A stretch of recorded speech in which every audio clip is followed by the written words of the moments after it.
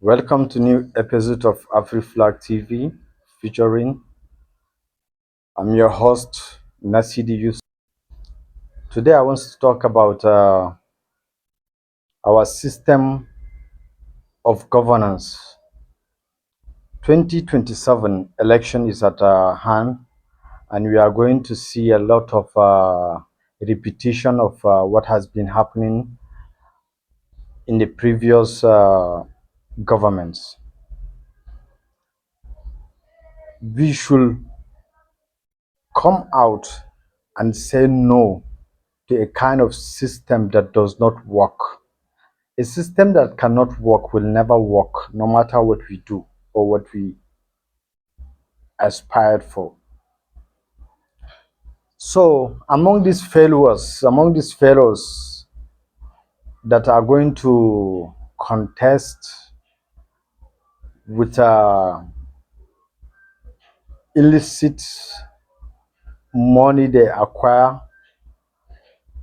through corruption from public treasury, they are the same kind of people you want to put into power again. Now you are saying that the present administration is wicked, is heartless, and all that, and you want to replace that kind of system again. You guys should wake up from that slumber you are in. Wake up and say no to this kind of system. We needed a new system of governance, a kind of system that will work according to our norms and values, a system that will unify us based on our differences, but not a system that was placed and we are looking up to a system that was placed to carry out a foreign interest. We don't need that system. We need new system. We need a kind of a system, like in form of a system that we will build that will work for us, but not this type of failure we are calling governance. Are you people not tired of kidnappings, innocent people losing their lives on daily basis? Are you not tired?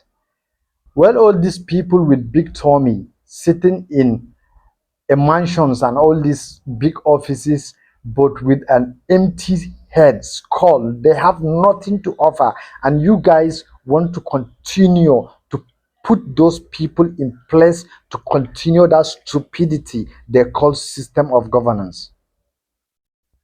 Enough is enough. Wake up from your slumber. We need to unite and fight this system out once and for all. It's enough. Our oil had been siphoned by Shell, Egypt, and now Chinese companies are coming in to siphon the gold and other mineral resources we have in the northern Nigeria.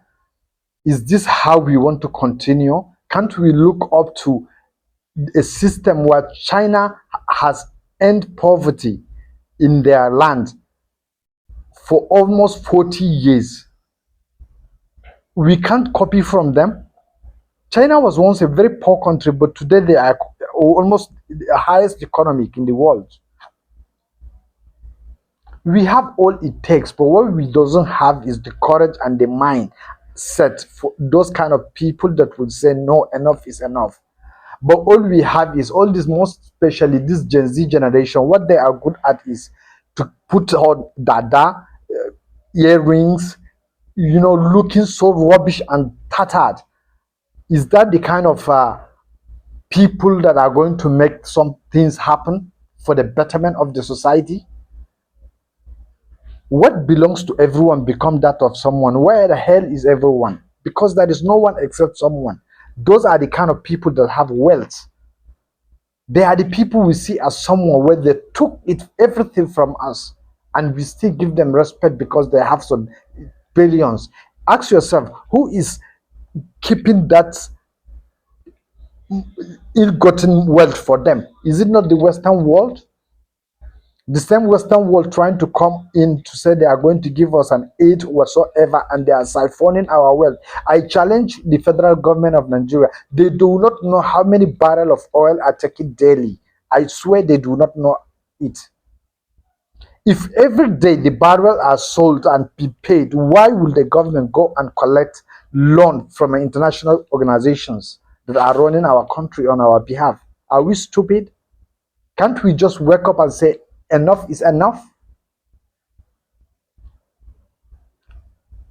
In this system, the people that are more suffering are the people that have kind of good heart and good mental reasoning, because they do not use their knowledge to acquire wealth illegally. Wake up from your slumber. Wake up. Enough is enough.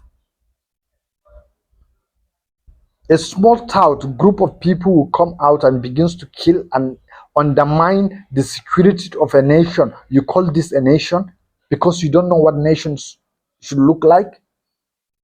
A nation's first priority should be to look into the well-being of their citizens and to make sure that the citizens are living with a kind of high standard. They do not want us, they don't like us, because any country, example, a Libyan country, a Gaddafi has made sure that everybody lives in his own home, no one is in rent, no one is everybody have free access to education, medication, and all that. But at the end, what happens? They come and assassinate him before our own eyes, and nothing happens. So the whole continent, all those so-called leaders are there watching, but they can't do nothing, because each and one of them is afraid, and fear is for the weak.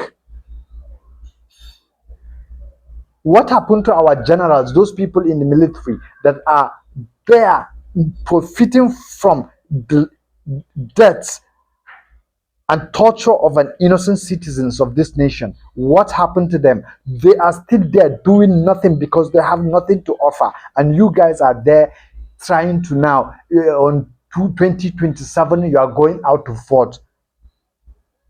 Vote for who? For what? For under which system? A system that does not exist? Wake up. It's high time for you guys to wake up and face the reality for what it is.